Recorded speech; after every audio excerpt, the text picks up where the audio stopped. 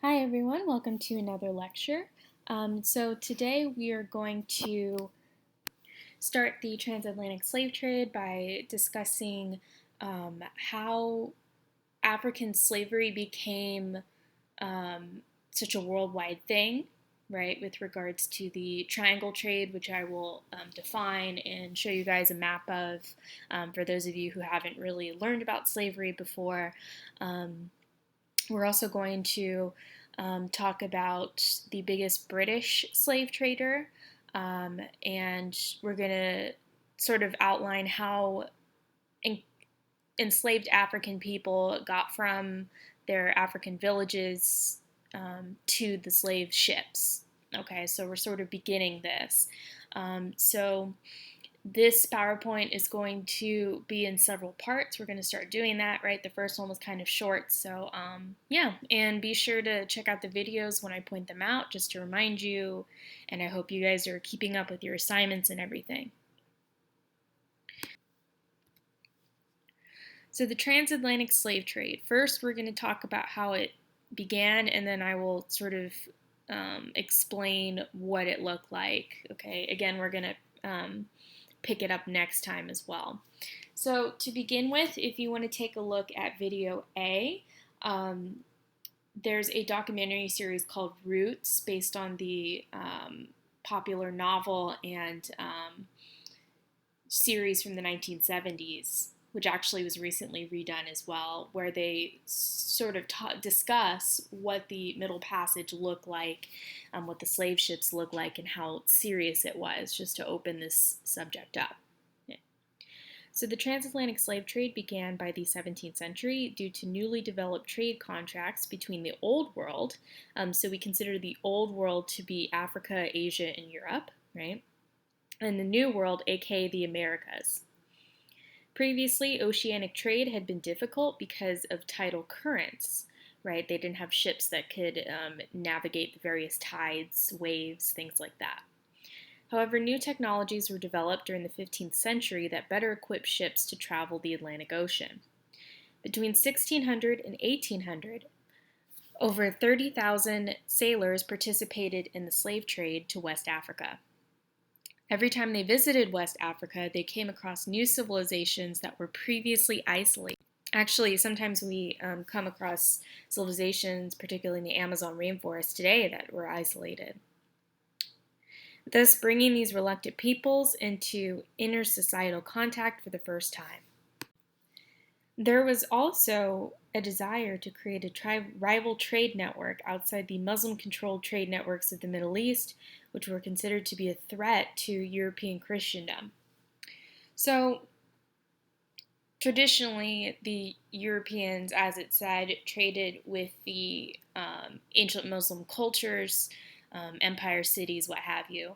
And so when we start getting into the Crusades, right, the Crusades were battles in Jerusalem between Christianity and Islam that lasted several years. Many people died. You start getting this sort of separatism from Europeans, right? They don't want to ally themselves with an opposing religion. This is the reason why Columbus discovered America, is because they didn't want to go through like the Middle East or the Mediterranean stuff to get to places like India to trade for tea and spices and things, right? That's why Columbus was set to find a new passage to India and Asia and ended up in America, right? So although the initial journeys were carried out by sailors from the Iberian Peninsula, right, Spain, Portugal, and France. Actually, Spain and Portugal were the first countries to colonize Africa, Portugal being the very first, and then Spain followed. Italian, English, and Dutch sailors soon began to participate. Although the Atlantic slave trade put African slavery at the forefront of international trade, slavery had already been active in Africa for centuries prior. They were sometimes exported to other parts of Africa, Europe, and Asia, even before America began to be colonized. Okay, so there was a huge network in the old world for African slaves. Okay. African slaves were generally prisoners of war from conflicts between African states. In fact, it is said that European colonists purposefully exacerbated these wars in order to boost the number of purchasable slaves. Okay, so this is a huge difference between African slavery and the Atlantic slave trade, right? Because African slavery isn't about, these people are lesser than me just by birth, right? And that their children and grandchildren and great grandchildren are going to be slaves as well just because of the color of their skin. No.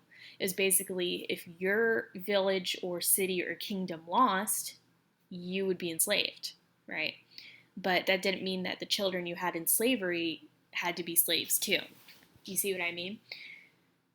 Atlantic slave trade, had this presumption not only of, Africans, they started to see them as inferior, as the best slaves because they were hardworking, but maybe they saw them in the lens of being children, right? They had this paternalistic view of Africans as being uncivilized, right? Although we know that that's not true.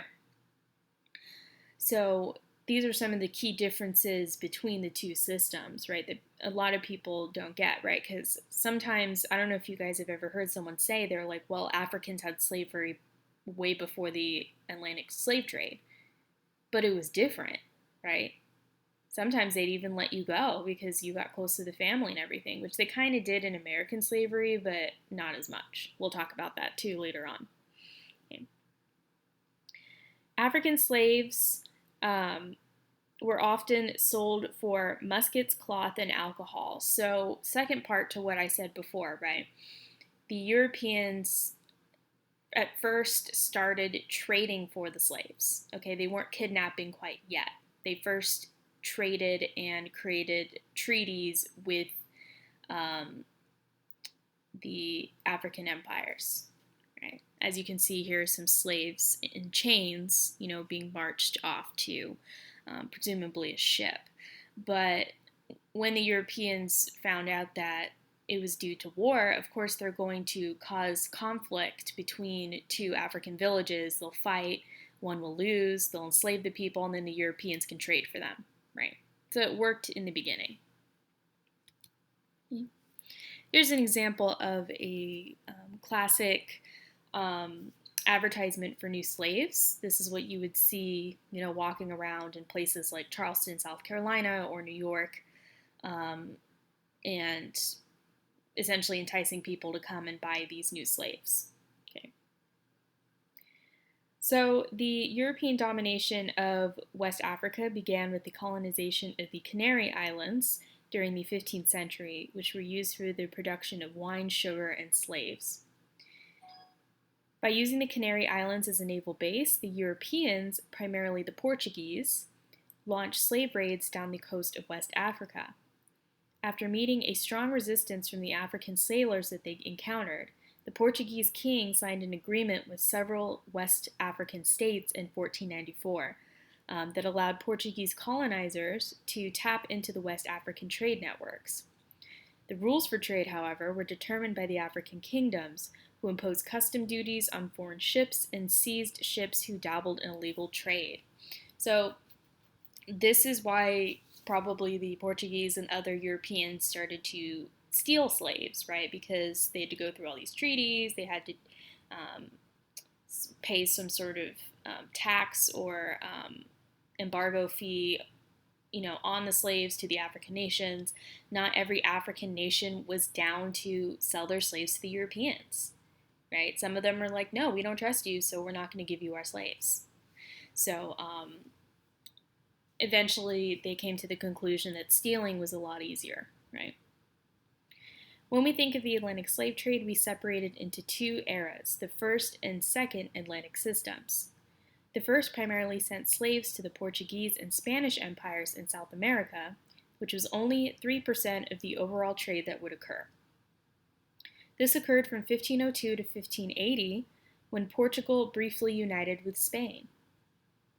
The Spanish Empire used the asiento system, which hired merchants from other countries to trade enslaved people into their colonies.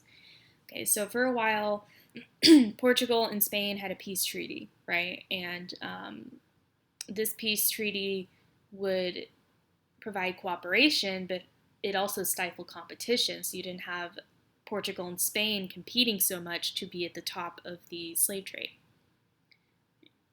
Portugal directly traded their own slaves and had a monopoly initially over the Atlantic slave trade. Right?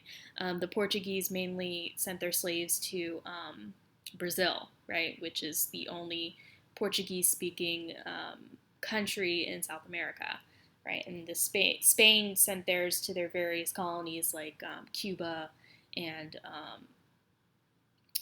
other South American or Caribbean nations as well. So after the two united, the Portuguese lost their trade to the Dutch, English, and French. The second Atlantic system involved the English, Dutch, Portuguese, and French shipping slaves to the Caribbean and Brazil. From 1450 to 1600, only 3% of the slave trade occurred, with 16% during the 17th century. Okay, here we go. Here is a African slaver making sure that the slaves are getting to the ships. Right? As you can see, these women did not wear any tops, which, so certain cultures have different views of modesty than others. A body's a body, right? With more than half of the slave trade taking place during the 18th century, the French, British, and Portuguese traded 9 out of 10 slaves that were captured in Africa. Okay, so by the 18th century, the 1700s, the majority of the slave trade in Africa turned into the transatlantic slave trade. Right? Specifically West Africa. Remember, we're talking about West Africa because it's along the Atlantic Ocean, so it's easier to get to.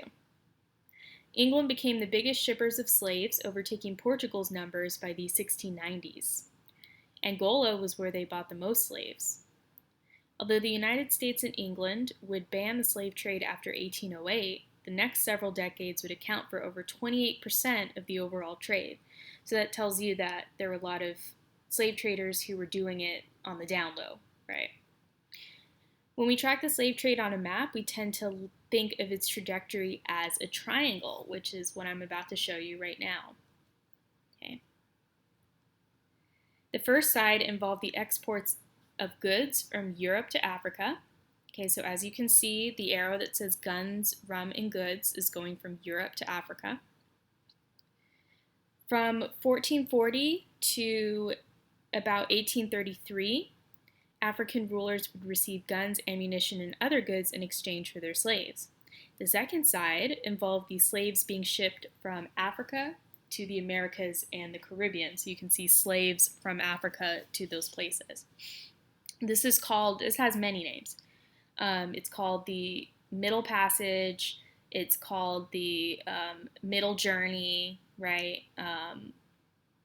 The whole thing is called either the Triangle Trade, the Transatlantic Slave Trade, right? The Atlantic Slave Trade. There's a lot of names for it, right? If I ask you this on a test, there's several correct answers that you could give for this, okay? So it's important to note that a lot of people forget that their first stop would be South America or the Caribbean, okay? So that's why there's a lot of people of African descent in those 8 regions, because that was the first stop for the slaves. And then they would take the rest to the Americas, okay? There wasn't as many direct journeys from Africa to the Americas. Finally, in the third part of the Triangle Trade, you would take the supplies that the slaves helped cultivate in the Americas, like sugar, tobacco, indigo, eventually cotton, back to Europe. So that's the profitability, right? You trade things to Africa, you get the slaves make you all these materials you need, and you make big money, right? It was a huge business. So there was one British man who especially stands out because he was the first British man to make a huge profit from the slave trade after the Spanish and Portuguese had their treaty. And his name was Sir John Hawkins. Right? And he lived from 1532 to 1595. Right? So this was during the Tudor era of England, which means King Henry VIII and his son Edward, then his daughter Mary, and finally Queen Elizabeth I, one of the most famous monarchs in English history. Okay. So Sir John Hawkins was born in 1532 in Plymouth, England. His father, William Hawkins, was one of the first Englishmen to journey to the New World in 1527, making him well known to King Henry VIII. Remember, King Henry VIII was the king who had 6 wives and beheaded 2 of them, right? He was close to the Spanish as he did some work for the Spanish ambassadors who set up a marriage between Mary I of England, who was King Henry VIII's oldest daughter. Her nickname is Bloody Mary, actually, because she was pretty Catholic, and she allowed the torture and killing of Protestant people who did not believe in the Catholic faith throughout her reign.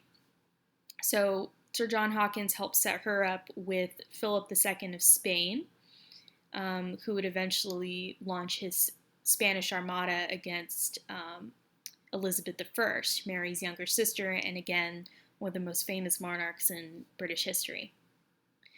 In 1562, Hawkins became the pioneer of the British slave trade when he successfully ran the triangular trade to the Spanish colonies, making a profit at every stop. So he'd go from like Caribbean island to South America and basically trade slaves as he went along.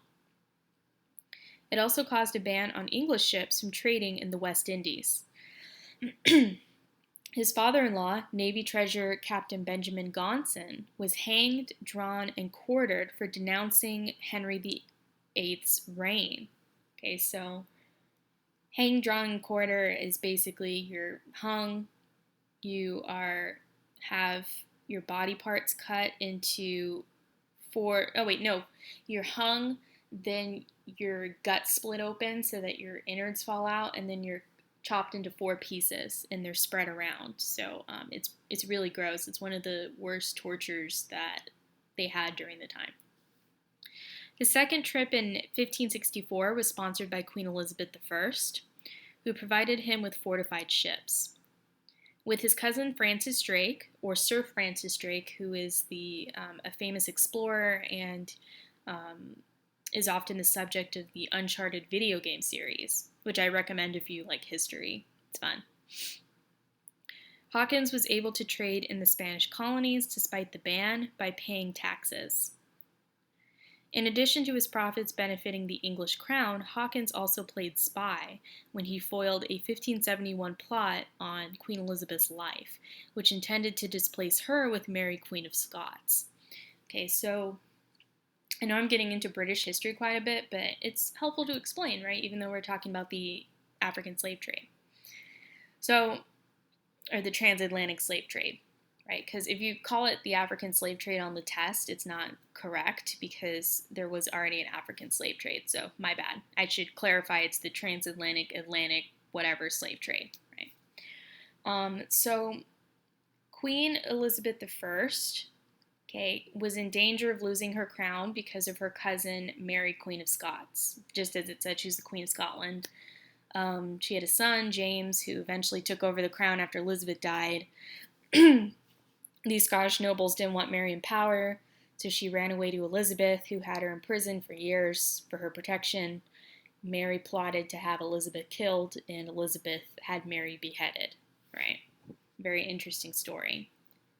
But when James took over, then England and Scotland were reunited, and they've been united ever since. That same year, he was appointed to Treasurer of the Royal Navy, increasing pay for sailors and contributing to the defeat of the Spanish Armada in 1588, right? Remember Philip II? I mentioned he sent his ships to England when Elizabeth was queen, trying to take it over, and it failed. During the 1590s, Hawkins established hospitals and charities for sick mariners, no doubt with the money that he earned from the slave trade. This is typical of somebody who deals with shady businesses, right? They cover up their crimes by donating to charities heavily, right? And that's what he did. Did you also know that the slave trade largely funded the Industrial Revolution, right, in the 19th century? That gave us things like railroads, steamships, electricity, things like that, right? A lot of that innovation was funded by the slave trade, which is very interesting. He was also the first to introduce the smoking of tobacco in 1595, although it would take years for smoking to become popular. He died of illness on November 12th, 1595, while trying to overtake San Juan, Puerto Rico, right? In June 2006, his descendants formally apologized to the people of Gambia for their ancestors' atrocities. So his descendants actually gave a formal apology to the descendants of the slaves that he traded. Okay, so that was Sir John Hawkins.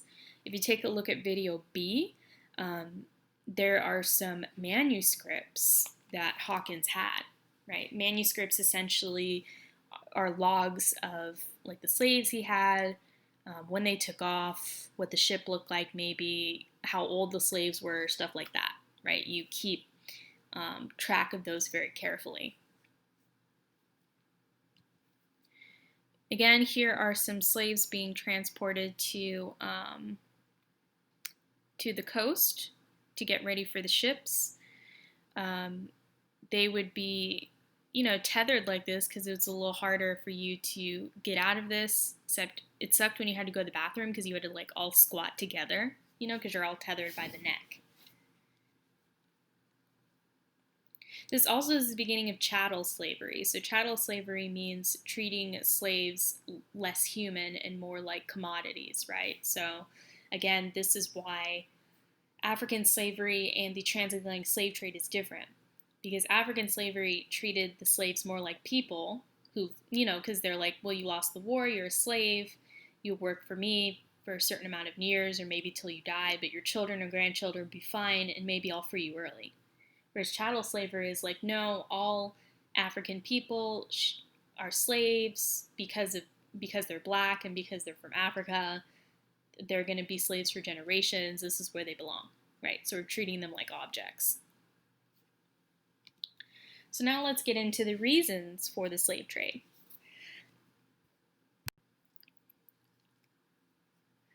So the need for the slave trade mainly came from a shortage of labor in the New World due to a surplus of land that they desired to exploit for profit. So here's the thing. The slave trade began way before America was founded, but when they took over like South America, the Caribbean, and then eventually United States, or what would become the United States, they had so much land that they could do stuff with, right? It's sort of like if you have an acre of land and you need to make a massive garden, it's like, where do I start? So the American participation in the slave trade, they felt was a necessity because they had all of this land and not enough labor to work the land, right? At first, European colonists used Native American labor only to kill large numbers from overwork and disease, right? One of these diseases included syphilis, which spread quite rapidly. Additionally, they could not find enough indentured servants to fill their economic demands, as well as the fact that they were able to quickly become landowners themselves. So, Native Americans were overworked, right, to the point where it was almost mass genocide, right? Genocide means elimination of a whole group of people, right? And then the indentured servants. Basically, what an indentured servant is if you want to come to America but you have no money, you sign a contract with somebody that's already in America, right? They'd say, you work for me for 3 to 7 years. I'll pay for your journey here. I'll give you room and board for those years, and once you're done with the contract, you can go. But during the contract, you make no money. So essentially, it's slavery, but with an end date, right? So indentured servants weren't completely reliable. Plus, they had to, eventually free them, so you had to keep finding new indentured servants. So, because many of the exported crops would not be grown in Europe, which was much more cost effective to produce things like tobacco and cotton in the American colonies, so, cotton and tobacco came from America, right? So did things like potatoes and corn and all that stuff, right? Europe eventually got some of that themselves and maybe started growing in Europe, right? But mostly it was cheaper for them to grow in the Americas. So Thomas Jefferson once said of slave labor, which we'll talk about his slaves later on, "For in a warm climate no man will labor for himself who can make another labor for him. This is so true that of the proprietors of slaves a very small portion indeed are ever seen to labor." Essentially meaning that, like, why would you do the work when you can make some other guy do it, right? Initially, African slaves were obtained from an already thriving slave trade, as I mentioned, right? By either being captured during conflicts, or, I didn't mention yet, they were sold away for being criminals as well. So sometimes if you did a big enough crime, you could be enslaved as well. They were considered other by African states, thus being of little consequence to their African kings. Now, this is some African nations considered slaves to be not that important, right? They still freed them, maybe, and their children were free, but some African kingdoms weren't concerned what happened with the slaves or not. However, some African kings, as I mentioned, refused outright to deal with European slave traders. They did not trust these men, did not know them, so their people were safe, at least from being traded by their kings, right? So in addition to purchasing slaves in the markets, they were also acquired through kidnappings, as I mentioned, and armed raids, where they come in with guns and force these people to become slaves. In order to form stronger connections with their European clients, African traders would often marry off their daughters to the European men. This practice was called casare, which means to set up house in Portuguese. That's like pretty typical, marrying the merchants, creating these alliances, right? It's harder to go against your family members than a stranger, right? Europeans tended to stay on the coast of West Africa, not only because it was close to the Atlantic Ocean, but because they feared African warriors and potentially contracting diseases in the interior. By 1778, Europeans were bringing around 52,000 slaves annually to the Caribbean, with the French bringing around 13,000 slaves annually to the French West Indies. The surplus can be attributed to the influx of wars between the states of the Niger River's Igbo-speaking people, which boosted prisoners of war that could be sold into slavery, and maybe the Europeans exacerbated those tensions as well. So if you take a look at video C, this is sort of a side note, but it's just showing a woman that was recorded that is suspected to be the last slave alive at the time that she was recorded that was brought over by a slave ship. That was brought over by a slave ship. Right. Ugh, allergy season sucks, guys. So as you can see by this picture, here's some European slave traders inspecting and tying up their newly acquired slaves. Here is a Native American slave. Actually, there were some Native Americans who owned African slaves as well.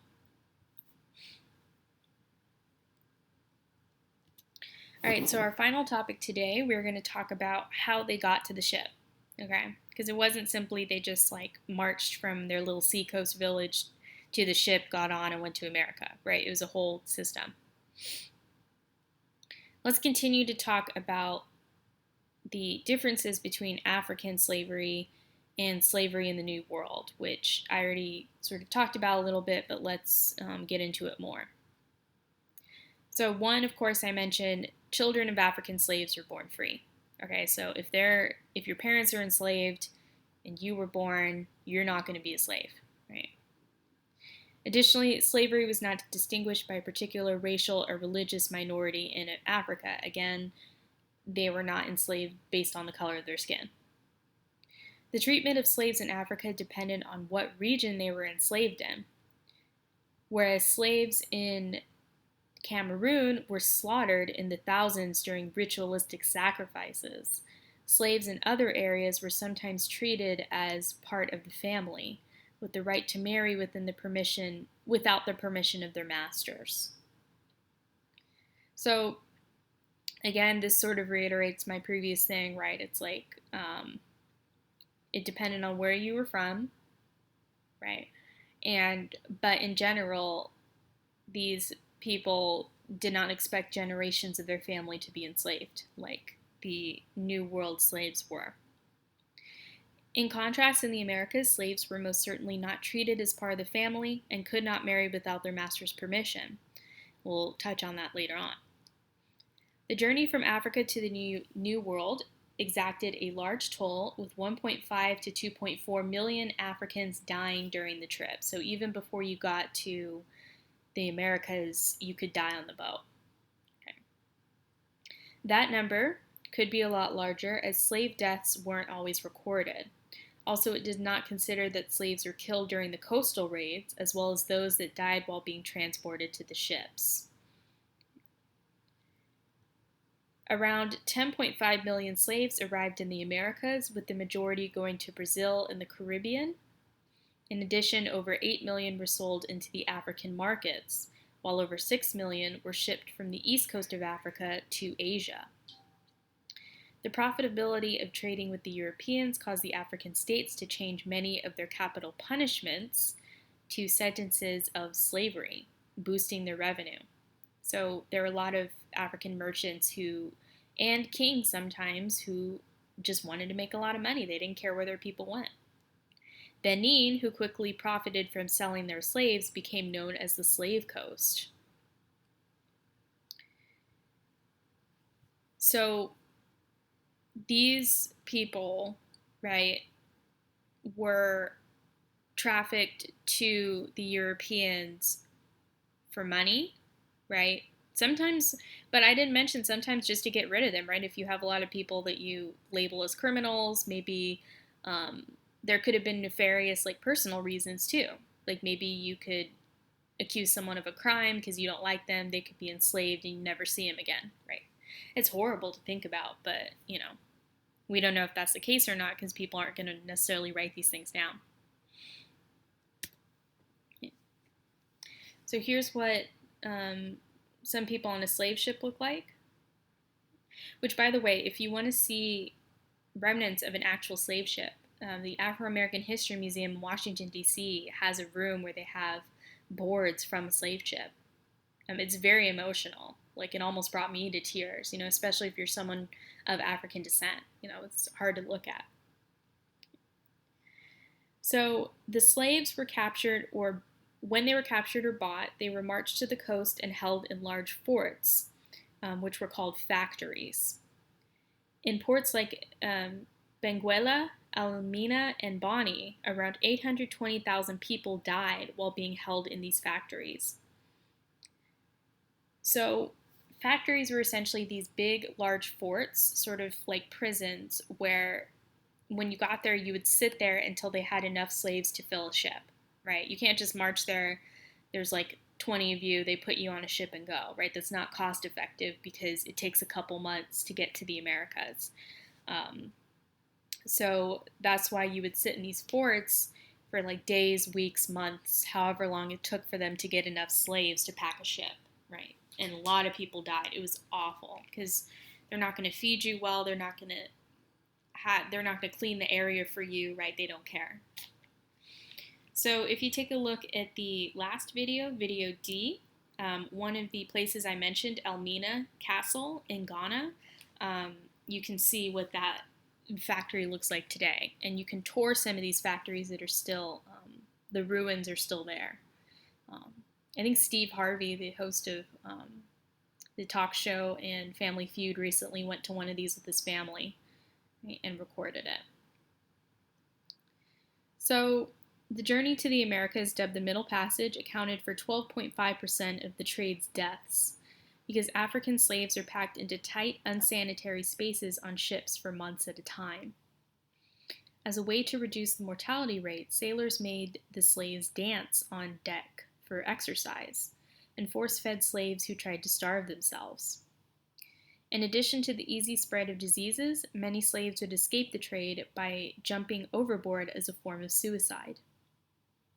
In each ship, traders would try to fit between 350 and 600 slaves aboard, with the increase of ship technology from the 18th to the 19th centuries. The journey to the New World took half a month less, which meant that the mortality rates for African slaves decreased. So here's what the ships were kind of like. You probably saw from the Roots video, right? You're packed sort of like elbow to elbow, right? Right next to each other in a ship, and I'll show you later what that looked like, a picture of that. Usually you were in this, you had low roofs, so you couldn't even sit up properly or stand, right? You're just laying there, so that's why they had you get on deck and dance around to get circulation back in your legs, because you would be less tradable if you weren't able to work or move once you got off the ship. If you got seasick, you'd throw up on the people next to you, right? They weren't fed as properly as they should have or given clean water. And many African women jumped overboard, especially with their children, to escape the journey, right? Because if you're treated so badly during getting to the ship and on the ship, you don't want to see what's on the other side, right? So I think there are various statues dedicated to the women who jumped overboard, right? I think Killmonger in Black Panther mentions that too in his little speech, right? He says, like, my ancestors, some of them were brave or wise enough to jump overboard rather than face slavery, right? The sailors who worked for the traders were poorly paid and were also subject to harsh discipline. Around 20% of the sailors died during the journey due to disease, which included malaria and yellow fever, flogging, overwork, and sometimes slave uprisings. So this was like the suckiest job you could get, was to be a sailor on a slave ship, because you're not really making very much money. It was the ship owners, captains, and the investors that made the most money. This was a good thing for the traders, who would not have to pay every man that they contracted, right? Because you expected that some of them would die. Thus, the sailors who did join the trade only did so because they were either coerced or could not find other work. Okay, so it was the shittiest job. So diseases, right, ran pretty rampant in the Americas during this time, right? Prior to Columbus's discovery of the New World, diseases like smallpox, malaria, bubonic plague, typhus, influenza, measles, diphtheria, yellow fever, and whooping cough were not in the Americas. From the 15th to the 18th centuries, smallpox in particular caused an epidemic. Although the European colonists and African slaves possessed a pathogen that made them mostly immune to the disease, so that's why they got the African slaves too, is because they didn't contract smallpox as much. Native Americans did not, and thus were wiped out in large numbers. Now, particularly Europeans purposefully infected blankets and things like that they traded with the Native Americans with smallpox, because the Native Americans gave them syphilis, so they kind of were doing it for revenge purposes. But I don't think they expected to wipe out so many Native Americans, right? It's very cruel. And this is what a factory looked like during the time. Okay, so again, they'd sit there for however long, not knowing where they were going, just waiting. It's terrible. So that's the end of today's lecture. We're going to continue our second PowerPoint next time by continuing to talk about the Middle Passage, looking at a Black author who discussed it, um, talking about an important event where two important events, I think, where that have to do with either slave rebellions or slave massacres. So death will be in the subject next time.